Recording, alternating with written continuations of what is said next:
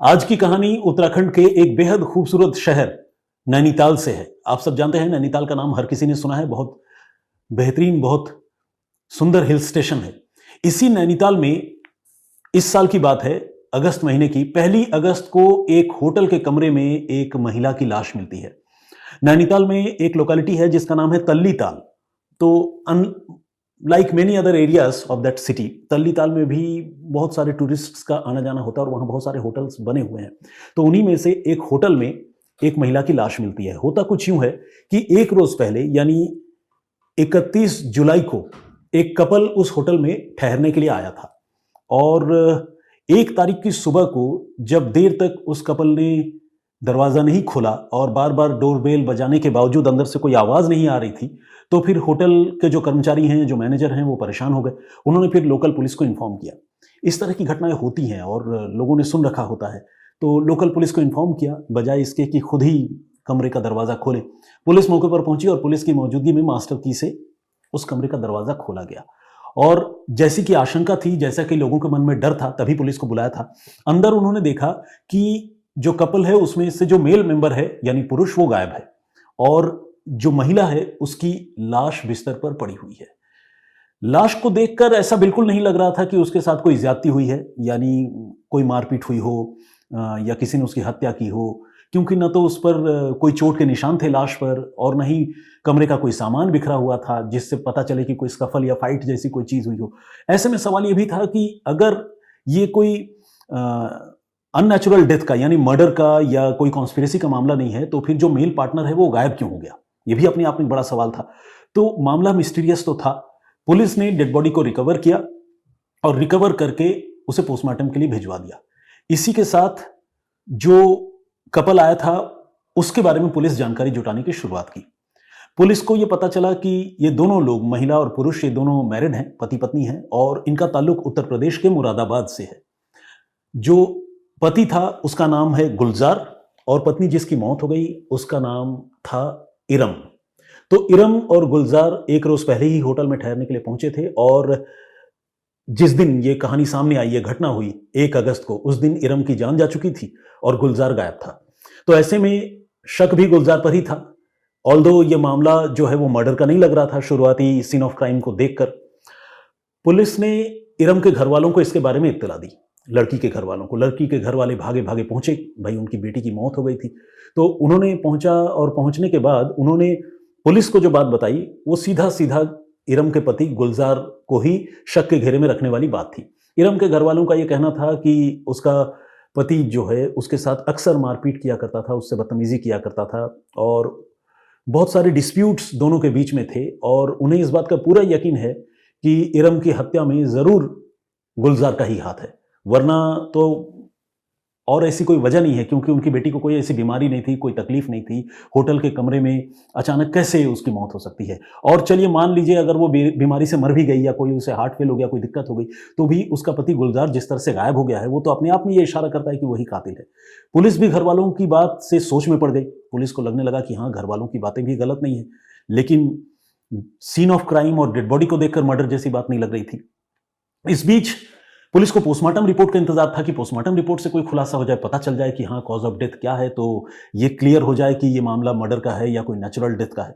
तो ऐसे में पुलिस ने पोस्टमार्टम रिपोर्ट का इंतजार किया और जब पोस्टमार्टम रिपोर्ट आई तो मामला थोड़ा और उलझ गया। इसलिए उलझ गया क्योंकि पोस्टमार्टम रिपोर्ट में कॉज ऑफ डेथ कोई बहुत क्लियर नहीं था और न तो जिस्म पर कोई चोट के निशान मिले थे, न शरीर में जहर जैसी कोई चीज मिली थी। तो कुल मिलाकर पोस्टमार्टम रिपोर्ट भी इस बात की तरफ इशारा कर रही थी कि ये डेथ जो है वो एक नॉर्मल डेथ है, यानी मर्डर का मामला नहीं है। लेकिन आमतौर पर ऐसे मामले जो थोड़े मिस्टीरियस होते हैं, जिसमें पोस्टमार्टम से बहुत क्लैरिटी नहीं आती कि मर्डर या मौत की वजह क्या है, उस तरह के मामलों में जो डॉक्टर्स होते हैं, फॉरेंसिक एक्सपर्ट्स जो होते हैं, वो कुछ इंटरनल ऑर्गन जो होते हैं डिजीज के, यानी मृत आदमी के, उस इंटरनल ऑर्गन को प्रिजर्व करके और डीप टॉक्सिकोलॉजी इन्वेस्टिगेशन के लिए, जिसे आप विसरा जांच कह सकते हैं, उसके लिए वो फॉरेंसिक साइंस लैबोरेटरीज में भिजवाते हैं। इसकी वजह यह है कि कई बार ऐसा होता है कि पोस्टमार्टम में जब आप डेड बॉडी को देख रहे होते हैं, डॉक्टर जब डेड बॉडी को देख रहे होते हैं, एग्जामिन कर रहे होते हैं, तो जो सिम्टम्स अपरेंटली दिखने चाहिए वो सिम्टम्स कई बार दिखते नहीं। अगर मान लीजिए कोई इंटरनल रीजन हो तो वो विजिबल नहीं होते, लेकिन जब विसरा की जांच होती है, इंटरनल ऑर्गन को बहुत माइन्यूटली एग्जामिन किया जाता है, तो कई बार इस तरह की वजहें सामने आती है जिसमें पता चलता है कि कोई जहर दिया गया हो या लॉन्ग टर्म या मतलब जिसे कहते हैं ना कि लंबे समय से कोई स्लो पॉइजनिंग हो रही हो। इस तरह की चीजें जो है उस टॉक्सिकोलॉजी या विसरा जांच में सामने आती है। तो पोस्टमार्टम रिपोर्ट में कोई कॉज ऑफ डेथ बहुत क्लियर नहीं था, लेकिन विसरा जो है वो जांच के लिए भिजवाया जा चुका था।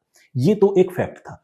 हुआ ये कि 1 अगस्त की ये घटना थी, जैसा कि मैंने आपको बताया। 2 अगस्त को ये गुलजार अपने वकील के साथ सीधे तल्लीताल पुलिस स्टेशन पहुंच जाता है। अब पुलिस को और लगने लगता है कि हाँ भाई, ये तो बेकसूर है, क्योंकि कातिल कहां जो फरार हो चुका है वो पुलिस के पास पहुंचेगा, लेकिन यहां जो पति है वो खुद पुलिस के पास आ गया। असल में अपने वकील के साथ पुलिस के पास पहुंचकर गुलजार ये बताता है कि वो अपनी पत्नी की मौत से बहुत बुरी तरह घबरा गया था, और चूंकि उसका अपने ससुराल वालों के साथ भी विवाद रहता है, तो उसे पूरा लग रहा था कि इस मामले में ससुराल वाले उसे फंसा देंगे, तो इसलिए वो डर के मारे भाग गया था। लेकिन अब जब उसके पास और कोई विकल्प नहीं है और कानून ये कहता है कि उसे सच्चाई का साथ देना चाहिए, सामना करना चाहिए, तो वो अपने वकील के साथ जो है पुलिस के पास आया है, और वो सारे पुलिस के सवालों का जवाब देने के लिए तैयार है। पुलिस को भी लगने लगा कि हाँ, ये बंदा जरूर सच बोल रहा है, तभी ये पुलिस के पास आया है, और तो कोई वजह नहीं है। वो भी तब जब पोस्टमार्टम में भी जो है शुरुआती रिपोर्ट में कोई इस तरह की बात सामने नहीं आई है मर्डर जैसी। तो पुलिस जो है गुलजार से पूछताछ करने लगती है। पूछताछ, जितने सवालों के बारे में पुलिस उससे पूछताछ करती है, गुलजार सारे सवालों का बहुत ही नपा तुला और सधा हुआ जवाब देता है, और पुलिस को उस पर शुरू में कोई बहुत ज्यादा शक भी नहीं होता। एक तरह से देखा जाए तो जो एविडेंसेस हैं वो गुलजार के फेवर में हैं। ऐसे में पुलिस गुलजार को जाने देती है। लेकिन इस बीच होता क्या है कि तकरीबन 20 दिन गुजरने के बाद इस मामले में विसरा की रिपोर्ट, यानी डेड बॉडी की जो टॉक्सिकोलॉजी रिपोर्ट है, वो सामने आ जाती है, और ये एक सीक्रेट रिपोर्ट है, गोपनीय रिपोर्ट है। पुलिस अब एक बार फिर से गुलजार को पूछताछ के लिए बुलाती है, और गुलजार उसी कॉन्फिडेंस के साथ तल्लीताल पुलिस स्टेशन पहुंचता है। इस बार जब गुलजार पुलिस स्टेशन में पहुंचता है तो पुलिस ज्यादा देर नहीं करती। पूछताछ तो सिर्फ एक बहाना था। पुलिस गुलजार को फौरन हिरासत में ले लेती है और उसे कहती है कि बहुत हुआ खेल आंख मिचौली का, now you are under arrest. Gulzar हैरान हो जाता है कि अरे क्या बात हो गई, मैं तो पहले भी आकर आपको बता चुका हूं कि मेरा अपनी पत्नी के मौत में कोई मामला नहीं है, पोस्टमार्टम रिपोर्ट में भी ऐसी कोई बात नहीं, आप मुझे इस तरह से कैसे पकड़ सकते हैं। तो पुलिस उसे बताती है कि बेशक पोस्टमार्टम रिपोर्ट में तुम्हारी बीवी का कॉज ऑफ डेथ क्लियर ना हुआ हो, लेकिन टॉक्सिकोलॉजी रिपोर्ट या विसरा जांच में यह साफ हो चुका है कि तुमने अपनी बीवी को जहर दिया था, जहर देकर उसकी हत्या की, और इसी वजह से तुम्हें गिरफ्तार किया जाता है। अब गुलजार के चेहरे पर हवाइयां उड़ने लगती हैं। उसे समझ में नहीं आता कि पुलिस के इस एलिगेशन का क्या जवाब दे। फिर वो टूट जाता है और वो ये कबूल कर लेता है कि वो अपनी बीवी इरम की हत्या करने की पूरी प्लानिंग करके ही मुरादाबाद से नैनीताल आया था। वो एक बार पहले भी नैनीताल आया था और इसी होटल में आकर रुका था, सो दैट इरम को, घर के लोगों को ये न लगे कि उसका नैनीताल जाना कोई बहुत मर्डर के पर्पज से ही है, और इसीलिए एक बार वो आकर घूमकर चला भी गया था। नेक्स्ट टाइम जब वो आया 31 जुलाई को, तो वो इस प्लानिंग के साथ आया था कि वो इरम की हत्या कर देगा, और इसी साजिश के तहत वो अपने साथ कीटनाशक, जिसे आम बोलचाल में सल्फास की गोली कहते हैं, वो पेस्टिसाइड्स, वो सल्फास की गोली लेकर ये पहुंचा था गुलजार, और गुलजार ने धोखे से वो सल्फास की गोली अपनी बीवी इरम को खिला दी। सल्फास बहुत खतरनाक जहर होता है, और बहुत कम ही ऐसे मामले देखे गए हैं जिसमें सल्फास की गोली अगर किसी को दे दी जाए तो उसकी जान बच जाए। इस मामले में जैसे ही इरम को सल्फास की गोली दी गई, इरम की तबीयत बिगड़ गई और उसने वोमिट करना शुरू कर दिया, उसकी हालत खराब हो गई। और गुलजार इतना शातिर था कि जैसे ही उसने वोमिट करना शुरू किया, गुलजार ने इरम को संभालने का नाटक करते हुए पूरे कमरे की साफ सफाई शुरू कर दी, होटल के कमरे की, वॉशरूम की साफ सफाई शुरू कर दी, और ताबड़तोड़ तरीके से जितनी बार उसने वोमिट किया उतनी बार उसकी साफ सफाई करवाई, बल्कि उसकी मदद करने के नाम पर उसे और वोमिट भी करवाया, पानी पिलवाया और उसे वोमिट करवाता रहा। इस तरह से तकरीबन रात भर यह सिलसिला चला। इरम की तबीयत बहुत खराब हो गई, धीरे धीरे वो कोलैप्स कर गई। बगैर ट्रीटमेंट के इतना डेंजरस पॉइजन अगर किसी के बॉडी में जाए तो आप समझ सकते हैं कि वो कैसे सर्वाइव करेगी। तो इरम जो है रात को कोलैप्स कर गई, और वोमिट करने के बाद जितनी चीज़ें मौके पर थी, चाहे जैसे उसके कपड़े मान लीजिए गंदे हो गए, या फ्लोर पर वोमिट हो गया, वॉश बेसिन में हो गया, तो वो बाथरूम वाली चीज़ें तो उसने पानी से धो दी, बाकी दूसरी जो चीज़ें थी उन सारी चीज़ों को उसने बहुत माइन्यूटली, बहुत सफाई से क्लीन किया और क्लीन करके उसने सुबह-सुबह अर्ली मॉर्निंग जो डस्टबिन है बाहर होटल के, उसमें जाकर उसने वो सारी चीज़ें डिपॉज़िट कर दी, फेंक दी। यहाँ तक कि उसने अपनी बीवी इरम का मोबाइल फ़ोन भी अपने साथ ले लिया और उसे डिस्पोज़ ऑफ कर दिया। कहाँ डिस्पोज़ ऑफ किया ये भी क्लियर नहीं हुआ अभी तक। और इस तरह से उसने सारे सबूत मिटा दिए। एक और इम्पोर्टेंट बात जो मैं आपको बताना चाहता हूँ, आम तौर पर ये जो पेस्टिसाइड्स वाले मर्डर होते हैं, सल्फास देकर अगर किसी की जान ली जाती है, तो उसमें बड़ा फाउल स्मेल होता है उस ज़हर में। तो उस फाउल स्मेल से चाहे वो स्नीफर डॉग हो या पुलिस हो या आम लोग हों, वो समझ जाते हैं कि हाँ, ये मामला पॉइज़निंग का है और इसने ज़रूर सल्फास खाया है। लेकिन गुलज़ार इतना शातिर था कि उस फाउल स्मेल को पूरी तरह से ख़त्म करने के लिए उसने बड़ी ज़बरदस्त सफाई होटल के कमरे की थी। सारी जो चीज़ें जिसमें भी वोमिटिंग के जिसे कहते हैं ना कि अवशेष बचे हुए थे या आप कह लीजिए कि वोमिटिंग की वजह से जो भी गंदगी थी, उन सारी चीज़ों को उसने बिल्कुल क्लीन कर दिया था, ताकि कोई भी फाउल स्मेल लोगों को नज़र ना आए। यही वजह है कि जब इरम की लाश पुलिस को मिली, तो उससे सीन ऑफ क्राइम पर कोई भी फाउल स्मेल समझ में नहीं आया। होटल वालों को भी नहीं आया। ऐसे में वो भी इसे जो है मर्डर का मामला नहीं मान पाए। और जब पोस्टमार्टम हुआ तो आमतौर पर जब पोस्टमार्टम होता है तो पोस्टमार्टम करने वाले डॉक्टर बॉडी से निकलने वाले स्मेल से ये सेंस कर लेते हैं कि ये मामला पॉइजनिंग का है या नहीं है।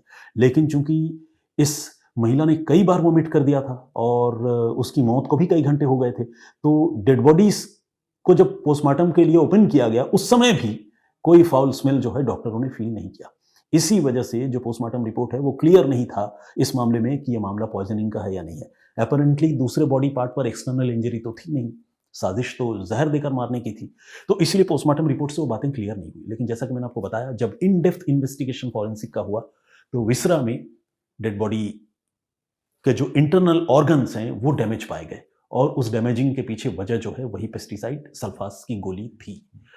इस तरह ये सारा मामला डीप फॉरेंसिक इन्वेस्टिगेशन से क्लियर हुआ और उसी आधार पर पुलिस ने इरम के पति गुलजार को 20 दिनों के बाद, मर्डर के 20 दिनों के बाद गिरफ्तार कर लिया। एक ऐसे आदमी को जो बहुत कॉन्फिडेंट था और बहुत शातिराना तरीके से पुलिस को तकरीबन धोखा देने में कामयाब हो गया था। लेकिन बस कहते हैं ना कि कोई ना कोई सबूत पीछे रह जाता है, तो इस मामले में भी जो विसरा जांच हुई वो एक सबूत के तौर पर सामने आया और पति गिरफ्तार कर लिया गया। पति पत्नी के बीच में विवाद था और इरम जो है गुलजार की दूसरी बीवी थी।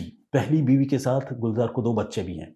तो इस तरह से देखा जाए तो एक ऐसा आदमी जो एक बीवी के रहते हुए जिसने दूसरी लड़की से शादी की और उसके साथ लड़ता रहा और आखिरकार उसकी ज़िंदगी भी खुद अपने हाथों से ख़त्म कर दी। तो ये थी बड़ी दर्दनाक कहानी, लेकिन इस कहानी में एक राहत की बात यह है कि कातिल जो है उसे पुलिस ने सबूतों के साथ गिरफ्तार कर लिया है।